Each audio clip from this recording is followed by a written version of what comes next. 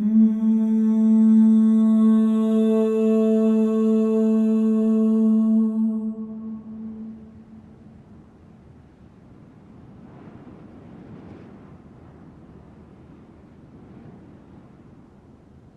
do you do?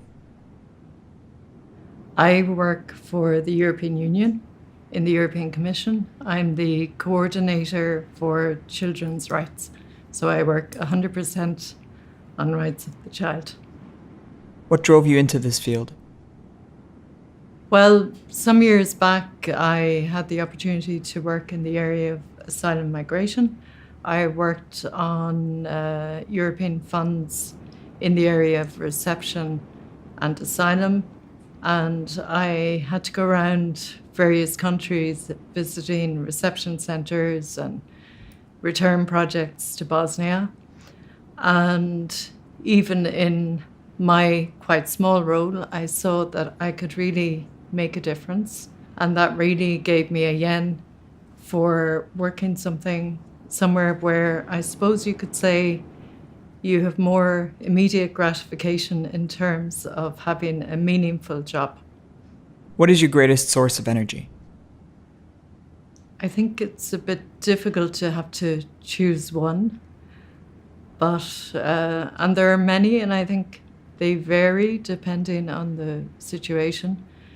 But definitely feeling part of a community, as I do, a community which has a goal to make sure that the rights of the child are realised, to reduce the violations, to ensure better outcomes for children. And they may be people working within my organisation, but also outside in many different countries, different types of perspectives. So you get a lot of energy from talking to them, sharing goals, and also, I think, more and more from children themselves, particularly because when children take the time to work with us adults, and I guess in many cases, these are children who have had possibly very negative experiences in their lives, and they still have the courage and take the time to work with us in the hope that it will be better for other children, then I think that compels me to really do everything humanly possible to make it better. What is the best advice you've received? The advice that spoke to me most wasn't given directly to me, but it's a quote from the Dalai Lama that I have in my office. And it says, if you think you're too small to make a difference, try sleeping in a room with a mosquito. And if you've ever gone to Greece or Turkey or anywhere on holidays and tried to do just that, it underlines how much you can do, no matter how small your role. If it's not the same, what is the best advice you can give? If you're doing something for people, I think it's good to perhaps imagine that you're the last person who can help them. So if you give up, there might be nobody else after you. So it's worth giving it all the effort you can. What would you like to achieve in this lifetime? I would like to be sure before I leave this earth that there cannot be any backward roll on rights of the child, that we continue to make progress. It's very slow. It's frustrating sometimes that even though every country in the world except the US has ratified the UN Convention on the Rights of the Child, implementation is quite low. And I'd like to see more progress. Modest, but it's a good objective. What brings us together? All the things we can share, shared aims, objectives, dreams, passions, culture, education, learning. Learning is one of the, if we think how important learning is and all the connections that are made when we're learning. We could put more focus there.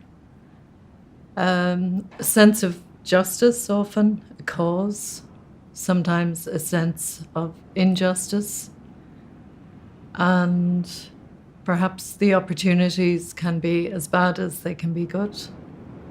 But sharing, I think, is the key word. What makes us human?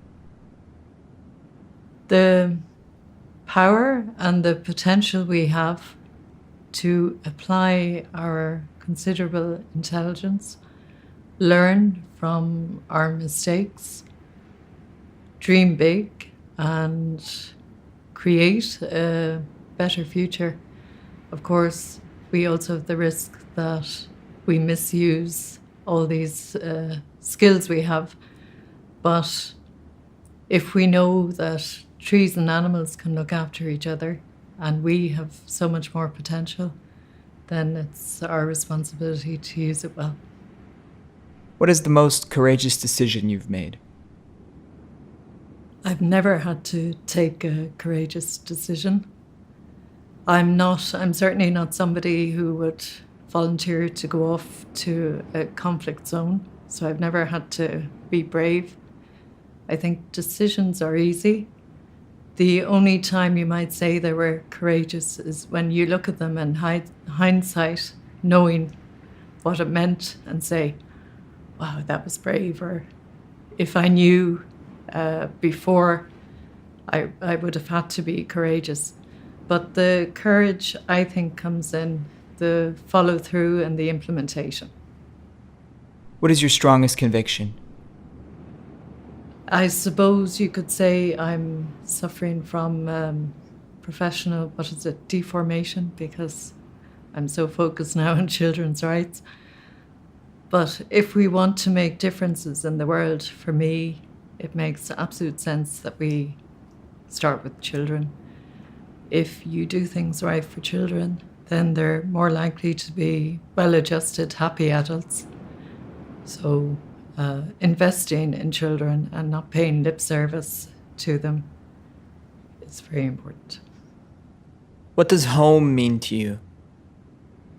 Home is where my family is, my husband and my children.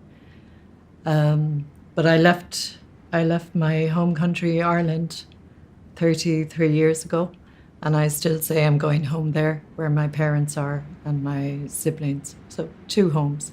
It's also, for me, a sense of place. I love landscapes, many of them. But I must say, when I see Irish landscape, it calls to me in a particular way as well. So there must be something in the geography too. Who are you? I think I'm happy to go with I'm an activist. I think it's a good thing to be, and I'm proud to be one.